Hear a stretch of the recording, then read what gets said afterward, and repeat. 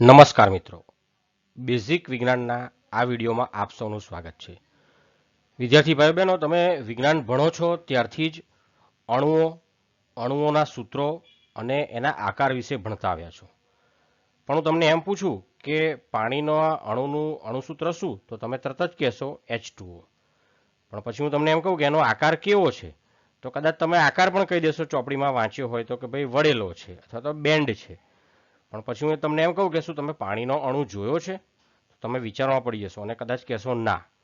એવી જ રીતે હું બીજા કેટલાક અણુઓ કહું તમને. એમોનિયા એટલે કે NH3, H2SO4 એટલે કે સલ્ફ્યુરિક એસિડ, ફોસ્ફરસ ટ્રાયક્લોરાઇડ, સલ્ફર હેક્ઝાક્લોરાઇડ. શું આવા અણુઓ તમે જોયા છે? તો ચાલો આજે આપણે આવા અણુઓ જે છે 3D મોડેલિંગ દ્વારા તમને હું આને વિઝ્યુલાઇઝ કરીશ. એટલે કે 3D મોડેલિંગ દ્વારા આ અણુઓ કેવા છે એ તમને બતાવીશ.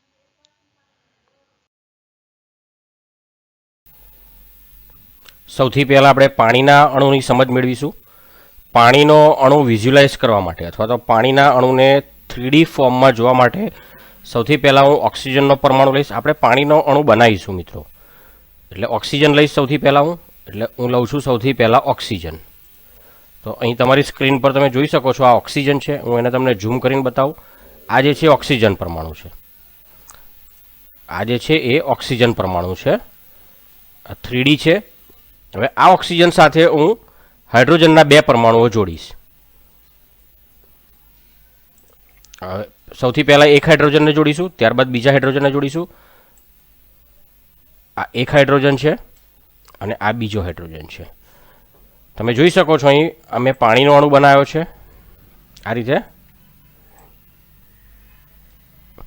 હવે સવાલ એ થાય કે આ જે પાણીનો અણુ છે એ કયા આકારનો છે? એમાં ઓક્સિજન અને હાઇડ્રોજન વચ્ચે જે બંધ છે એની બંધ લંબાઈ કેટલી? ઓક્સિજન અને હાઇડ્રોજન વચ્ચે બંધ લંબાઈ કેટલી? બીજો એક પ્રશ્ન કે હાઇડ્રોજન હાઇડ્રોજન વચ્ચે આ બંધ જે છે એ કેટલા અંશનો છે? બંધ કોણ કેટલો? આ વગેરેના પ્રશ્નોનું નિરાકરણ પણ આપણને અહીં મળશે.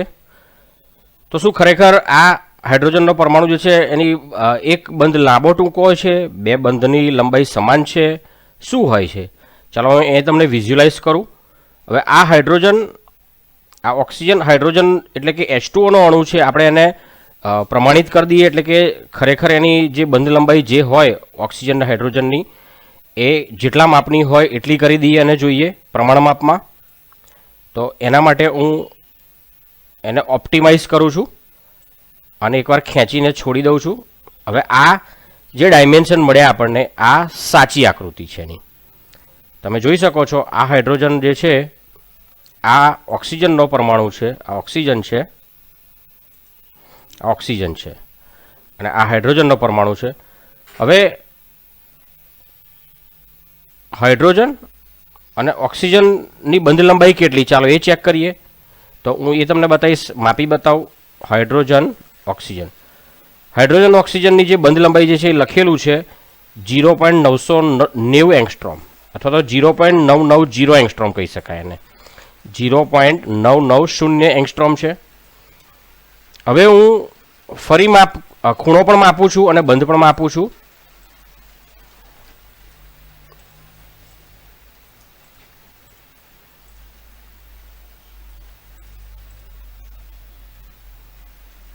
અહીંયા તમે જોઈ શકો છો આ બંધનો કોણ છે 37.7 અંશ અહીંનો. આ હવે આપણે આ ખૂણો માપીએ. હા,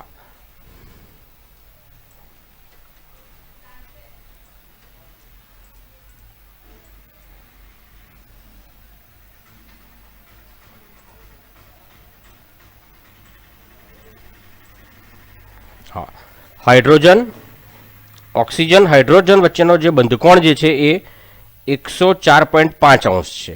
અહીંયા આગળ તમે જોઈ શકો છો 104.5 અંશ છે. અને હાઇડ્રોજન અને આ ઓક્સિજન વચ્ચેની જે બંધ લંબાઈ જે છે એ 0.990 એંગસ્ટ્રોમ છે. ચલો આપણે એને ફેરવીએ. એટલે તમારી સામે હાઇડ્રોજન એટલે આ પાણીનો અણુ જે છે એ ફરતો હોય એવું લાગશે, તમારી સામે વિઝ્યુલાઇઝ થશે.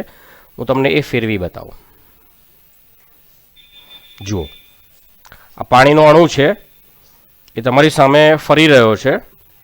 આ હાઇડ્રોજન ઓક્સિજન હાઇડ્રોજન વચ્ચેનો આ બંધ બતાવે છે આ, અને એ બંધનું જે બંધકોણ છે, બંધનું જે ખૂણાનું મૂલ્ય જે છે એ 104.5 અંશ છે. અને હાઇડ્રોજન ઓક્સિજન અથવા તો ઓક્સિજન હાઇડ્રોજન વચ્ચેની બંધ લંબાઈ જે છે 0.990 એંગસ્ટ્રોમ છે. તો આ રીતે આપણે જે પાણીનો અણુ છે એને વિઝ્યુલાઇઝ કરી શકીએ છીએ, જોઈ શકીએ છીએ. હવે આપણે જે એમોનિયા જે છે જેનું અણુસૂત્ર NH3 છે એનો જે આકાર છે અણુનો એને વિઝ્યુલાઇઝ કરીશું, એનું 3D મોડેલ બનાવીશું, એમોનિયાનો અણુ કેવો છે એનો અભ્યાસ કરીશું. એમોનિયા બનાવવા માટે મારે એનું અણુસૂત્ર જે છે એ NH3 છે, એટલે મારે સૌથી પહેલાં નાઇટ્રોજનનો પરમાણુ લેવો પડશે. એટલે સૌથી પહેલાં હું નાઇટ્રોજન લઈશ. નાઇટ્રોજન અહીં સૌથી વચ્ચોવચ્ચ લઉં છું. નાઇટ્રોજન, આ નાઇટ્રોજન છે. ચાલો એને ઝૂમ કરી બતાવું. આ નાઇટ્રોજનનો પરમાણુ છે અને એની પર N લખ્યો છે, એટલે એની સંજ્ઞા છે, એટલે આપણને ખબર પડે કે આ નાઇટ્રોજનનો જ પરમાણુ છે. ચલો, નાઇટ્રોજનના પરમાણુ સાથે મારે હવે NH3 એટલે કે એમોનિયા બનાવવો છે, તો મારે હાઇડ્રોજનના કેટલા પરમાણુઓ જોડવા પડશે? 3 હાઇડ્રોજનના પરમાણુઓ. અને કેટલા બંધથી? સિંગલ બોન્ડ એટલે કે એકલ બંધથી જોડાયેલા હશે. ચલો, હું 3 હાઇડ્રોજન જોડીશ. આ એક હાઇડ્રોજન, આ બીજો હાઇડ્રોજન અને આ ત્રીજો હાઇડ્રોજન. એમોનિયાનો જે અણુ જે છે એ શું આ બંધ લાંબા ટૂંકી હશે, એક નાનો, એક મધ્યમ કે અન્ય માપના? તો એ પણ આપણે જોઈએ અને ઓપ્ટિમાઇઝ કરીશું. એટલે એનું સાચું જે બંધ લંબાઈ છે આવી જશે, એનો બંધકોણ જે છે હાઇડ્રોજન નાઇટ્રોજન હાઇડ્રોજન વચ્ચેનો એ પણ આવી જશે, અને એનો જે આકાર છે ભૌમિતિક આકાર એ પણ સાચો કેવો છે આપણને મળી જશે. ચલો, હવે હું એના ચોક્કસ આકારમાં ફેરવી નાખું છું. સ્ટાર્ટ કરું છું. તમે જોઈ શકો છો. અને આને હું એકવાર આ રીતે કરું છું. તમે જોઈ શકો છો એનો સાચો આકાર મને મળી ગયો છે. તમને ફેરવીને બતાવું એટલે વધુ ખબર પડે. આ રીતે જુઓ. હા, નાઇટ્રોજન છે. આ નાઇટ્રોજનનો પરમાણુ ઝૂમ કરી બતાવું તમને. આ રીતે આ નાઇટ્રોજન છે, આ હાઇડ્રોજન 3 હાઇડ્રોજનના પરમાણુઓ છે. આ જે આકાર છે ને ત્રિકોણીય પિરામિડલ કહેવામાં આવે છે. અને ત્રિકોણ નીચે આ જોડી દઈએ આપણે આને, આમ તો ત્રિકોણ બને અને પિરામિડ બને, એટલે ત્રિકોણીય પિરામિડલ કહેવામાં આવે છે. હવે મારે આની અંદર બંધ લંબાઈ માપવી છે. તમને હું ફેરવી બતાવું. આને બંધ લંબાઈ માપવી છે. માની લો કે મારે હાઇડ્રોજન અને નાઇટ્રોજન વચ્ચેની બંધ લંબાઈ માપવી છે. કેટલી છે? ચલો આપણે એ દર્શાવું તમને. તો અહીં જોઈ શકાય છે નાઇટ્રોજન હાઇડ્રોજન અથવા તો હાઇડ્રોજન નાઇટ્રોજન વચ્ચેની જે આ બંધ લંબાઈ છે, આ અહીંયા તમને દેખાય છે. આ એરો મેં માર્યો છે, જુઓ તમે. એ જે છે એ 1.044 એંગસ્ટ્રોમ છે. હવે હું બીજી જગ્યાએ માપી જોઉં, એટલી જ થાય છે કે જુદી? આ નાઇટ્રોજન અને આ હાઇડ્રોજન વચ્ચે માપીએ તો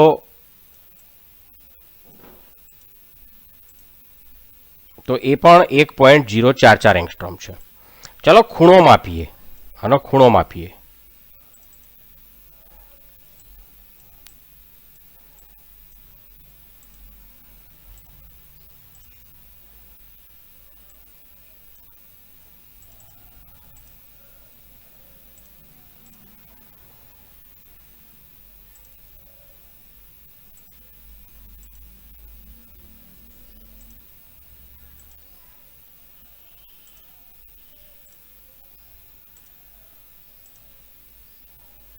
હાઇડ્રોજન,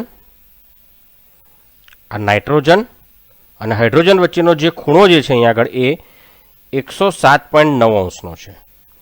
અને નાઇટ્રોજન હાઇડ્રોજન વચ્ચેની જે બંધ લંબાઈ છે એ 1.044 એંગસ્ટ્રોમ છે. હવે આપણે એને રોટેટ કરીએ. તમે જોઈ શકો છો અહીં ખૂણો પણ બતાવેલો છે મેં ગ્રીન કલરે. હાઇડ્રોજન નાઇટ્રોજન હાઇડ્રોજન વચ્ચે, અને એની બંધ લંબાઈ પણ દર્શાવી છે. તો આ જે છે એ આપણે એમોનિયાના અણુને વિઝ્યુલાઇઝ કર્યો છે. તમે એમોનિયાનું નામ સાંભળ્યું હશે, એમોનિયાનું અણુસૂત્ર પણ લખતા હશો, એમોનિયાના અણુનો આકાર ચોપડીમાં જોયો હશે, પણ મેં અહીં તમને 3D ફોર્મેટમાં વિઝ્યુલાઇઝ કરી બતાવ્યો છે. હવે આપણે સલ્ફ્યુરિક એસિડ જેનું અણુસૂત્ર H2SO4 છે અહીં દર્શાવેલું છે, એનું 3D મોડેલિંગ કરીશું. H2SO4 એટલે કે સલ્ફ્યુરિક એસિડ કે જેને આપણે રસાયણોનો રાજા કહીએ છીએ એના અણુને 3D મોડેલિંગ દ્વારા વિઝ્યુલાઇઝ કરીશું. H2SO4ના અણુની રચના કરવા માટે એના 3D મોડેલિંગની રચના કરવા માટે સૌથી પહેલાં આપણે સલ્ફરનો પરમાણુ લઈશું. એસ સલ્ફર એટલે હું એસ લઈશ. મિત્રો અહીંયા આગળ તમે જોઈ શકો છો આ એસ એટલે કે સલ્ફર છે અને એની ઉપર મેં એસ લખેલું છે, એની સંજ્ઞા લખી છે, એટલે આપણને ખબર પડે કે આ સલ્ફરનો પરમાણુ છે. હવે આ સલ્ફરના પરમાણુની સાથે હું ઓક્સિજનના પરમાણુઓ જોડીશ. જોજો તમે H2SO4 સલ્ફ્યુરિક એસિડનું નામ ઘણી વખત સાંભળ્યું છે, પણ એના અણુની રચના કેવી છે તમને ખબર નહીં હોય ક્યારેય, અથવા એના વિશે વિચાર પણ નહીં કર્યો. હું તમને આજે બતાવું છું. 4 ઓક્સિજન જોડી દઉં છું એને. અત્યારે આડાવડા જોડી દઉં છું. અહીં જોઈ શકો છો ઓક્સિજન પહેલો, ઓક્સિજન 2, ઓક્સિજન 3 અને ઓક્સિજન 4, અને આ વચ્ચે સલ્ફર છે. હવે જે આ H2SO4 છે એના અણુની રચના જે છે એ આવી કંઈક છે. 2 હજી હાઇડ્રોજન પરમાણુઓ મારે જોડવાના બાકી છે, એટલે હું 2 હાઇડ્રોજન પરમાણુ જોડી દઉં છું. પહેલાં આની જોડે 1 હાઇડ્રોજન અને આની જોડે બીજો હાઇડ્રોજન જોડી દઉં છું.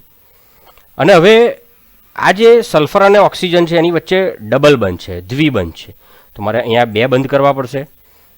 એટલે અહીંયા આગળ હું 1 બંધ છે એની જગ્યાએ 2 બંધ કરી દઉં છું, અને અહીંયા આગળ પણ હું 2 બંધ કરી દઉં છું. હવે આ પ્રકારનો H2SO4નો અણુ છે, તો સાચો એનો આ અણુરચના એની કેવી છે?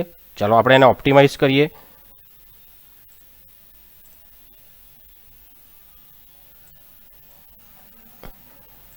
તમે જોઈ શકો છો આ જે છે એ સલ્ફ્યુરિક એસિડની અણુરચના છે. આવી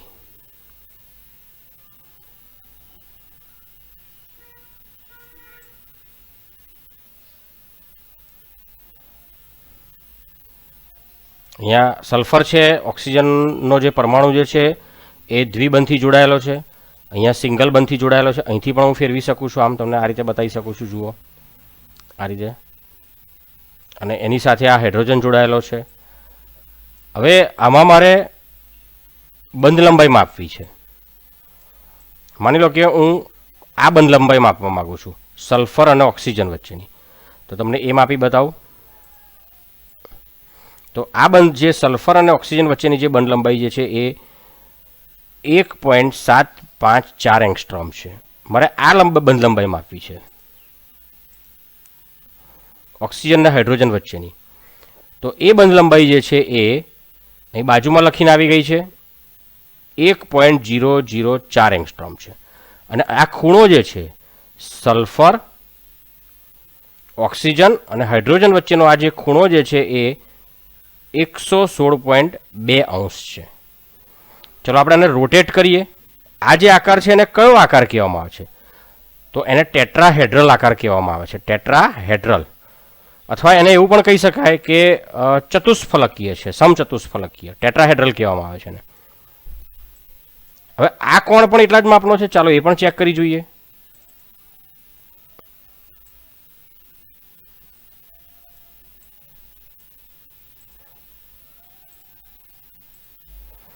તો આ જે કોણ જે છે એ 105.1 અંશ છે. આમ તમે આ સલ્ફ્યુરિક એસિડનો અણુ જે છે 3D મોડેલિંગ દ્વારા જોઈ શકો છો. આવો હોય છે. હવે આપણે 3D મોડેલિંગમાં PCl3 એટલે કે ફોસ્ફરસ ટ્રાયક્લોરાઇડ અણુની રચના કરીશું. ફોસ્ફરસ ટ્રાયક્લોરાઇડ અણુની રચના કરવા માટે સૌથી પહેલાં મારે ફોસ્ફરસ જોઈશે, એટલે હું ફોસ્ફરસ લઈશ. અહીંયા બરાબર વચ્ચે મૂકીશ ફોસ્ફરસને. તમે એને ખસેડી પણ શકો છો. ફોસ્ફરસ આ એની પર P લખ્યું છે, એની સંજ્ઞા લખી છે, એટલે મને ખબર પડે કે આ ફોસ્ફરસનો પરમાણુ છે. હવે ફોસ્ફરસને હું ફોસ્ફરસ ટ્રાયક્લોરાઇડ છે અહીંયા આગળ, એટલે એની સાથે બીજા મારે 3 ક્લોરીનના પરમાણુઓ જોડવા પડશે સિંગલ બંધથી. એટલે 3 ક્લોરીનના પરમાણુઓ લઈશું, 1, 2 અને 3. હવે એની જે વાસ્તવિક સ્થિતિ છે, એટલે કે ફોસ્ફરસ ટ્રાયક્લોરાઇડનો અણુ કેવો હોય છે એને ઓપ્ટિમાઇઝ કરીશું, એટલે મને ફોસ્ફરસ ટ્રાયક્લોરાઇડ મળી જશે. ચલો ફોસ્ફરસ ટ્રાયક્લોરાઇડ મેળવવા માટે હું એને ઓપ્ટિમાઇઝ કરું છું. આપણી પાસે ફોસ્ફરસ ટ્રાયક્લોરાઇડનો અણુ તૈયાર છે.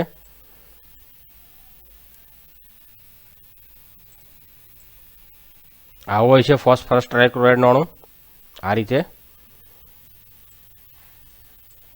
આ રીતે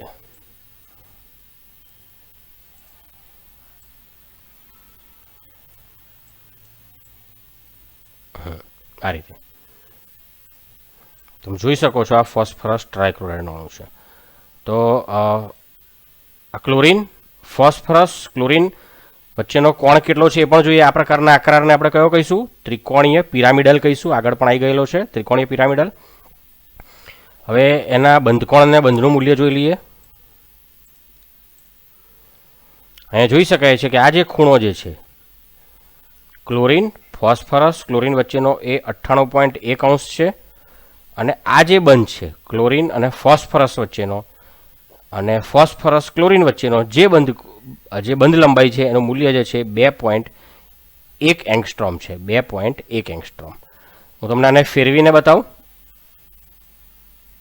જોઈ શકો છો તમે આ ફોસ્ફરસ ટ્રાયક્લોરાઇડનો અણુ છે. ચલો આપણે આ દિશામાં ફેરવીએ અને આમ એટલે વધુ ખબર પડે. આ રીતનો દેખાય છે ફોસ્ફરસ ટ્રાયક્લોરાઇડનો અણુ. અને આ જે આકાર છે એને ત્રિકોણીય પિરામિડલ આકાર કહેવામાં આવે છે.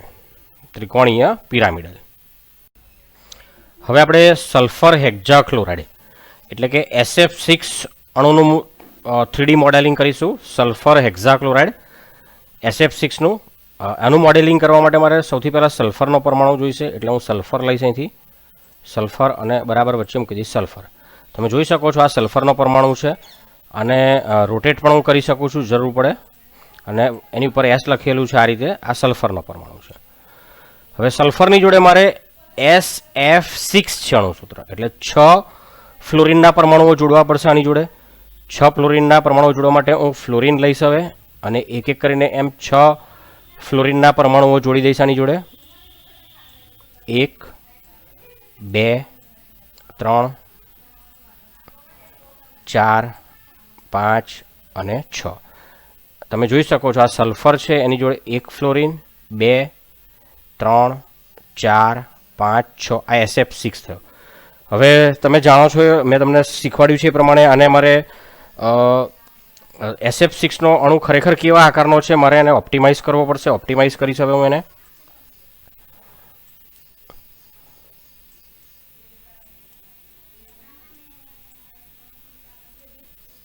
આપણી જોડે SF6નો જે પરમાણુ માફ કરશો અણુ જે છે તૈયાર છે. આ આકારનો છે સલ્ફર હેક્ઝાક્લોરાઇડ. તમે જોઈ શકો છો આ આકારને કયો આકાર કહેવામાં આવે છે મિત્રો?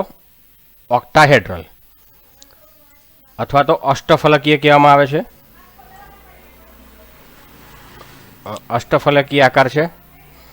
હવે આમાં પણ તમે સલ્ફર અને ફ્લોરિન વચ્ચે જે બંધ લંબાઈ જે છે એનું મૂલ્ય જાણી શકો છો. સલ્ફર અને આ ફ્લોરિન જે છે અથવા ફ્લોરિન ને સલ્ફર જે છે એની વચ્ચેનું આજે આ બંધ કોણ છે આ એનું મૂલ્ય જે છે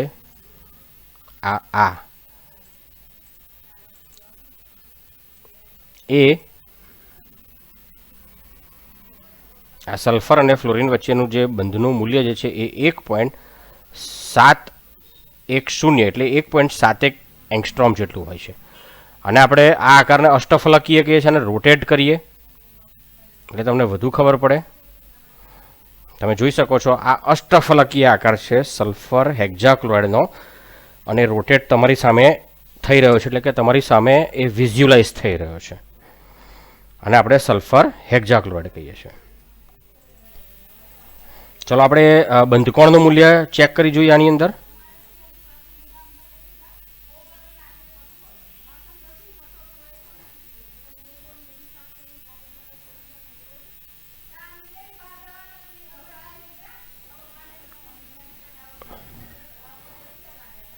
આ બંધકોણનું મૂલ્ય ચેક કરીએ. ફ્લોરિન સલ્ફર ફ્લોરિન વચ્ચે આ બંધકોણનું મૂલ્ય